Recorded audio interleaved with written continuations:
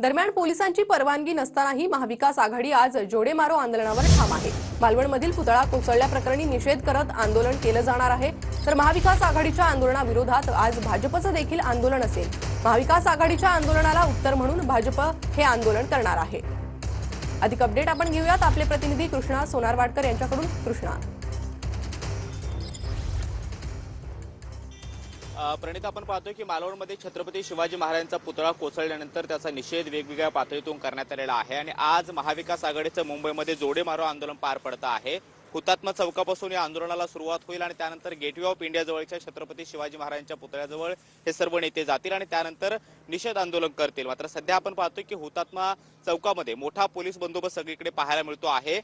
पोलिसांनी या आंदोलनाला परवानगी नाकारलेली आहे, म्हणजे अद्याप तरी परवानगी देण्यावरती कुठलाही निर्णय घेण्यात आलेला नव्हता आणि तरी सुद्धा महाविकास आघाडीचे सर्व नेते हे आंदोलनावरती ठाम आहेत आणि त्यामुळे अशा परिस्थितीमध्ये पोलीस नेमकी काय भूमिका घेतात, त्यांना हुतात्मा चौकातून गेटवे ऑफ इंडिया पर्यंत जाऊ देतात का, हे देखील पाहणं महत्त्वाचं असणार आहे। महाविकास आघाडीच्या शिष्टमंडळाची पोलिसांसोबत चर्चा झाली, त्यावेळी कुठलाही निर्णय घेण्यात आलेला नव्हता। पोलिसांनी 3 ऑप्शन दिलेले होते, ते म्हणजे सीएससी जवळचं सेल्फी पॉइंट असेल, त्याचबरोबर आझाद मैदान आणि त्यानंतर बाळासाहेब ठाकरेंचं जे स्मारक आहे तिथे या सगळ्या नेत्यांनी आंदोलन करावं अशा पद्धतीची विनंती करण्यात आलेली होती। मात्र महाविकास आघाडीच्या सर्व नेत्यांनी ही विनंती झुगारून लावून आंदोलनावरती ठाम भूमिका घेतली आणि त्यानंतर हुतात्मा चौकापासून गेटवे ऑफ इंडिया जवळच्या छत्रपती शिवाजी महाराजांच्या पुतळ्यापर्यंत हे आंदोलन होणार आहे।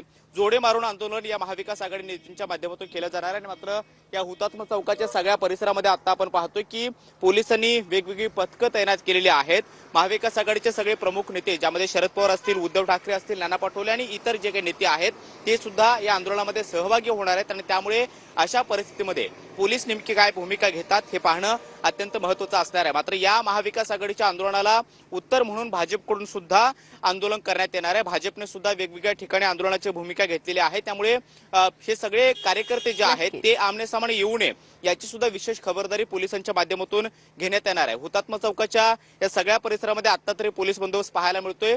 गेटवे ऑफ इंडियाच्या परिसरामध्ये सुद्धा मोठा फौजफाटा पाहायला मिळतो आहे, त्यामुळे महाविकास आघाडीचं आजचं आंदोलन हे पूर्णपणे होतं का आणि पोलीस कशा पद्धतीची भूमिका घेतात हे पाहणं महत्त्वाचं असणार आहे। अगदीच, आणि याची अपडेट तुमच्याकडनं घेत राहू। कृष्णा, धन्यवाद तुर्तास या सविस्तर माहितीसाठी।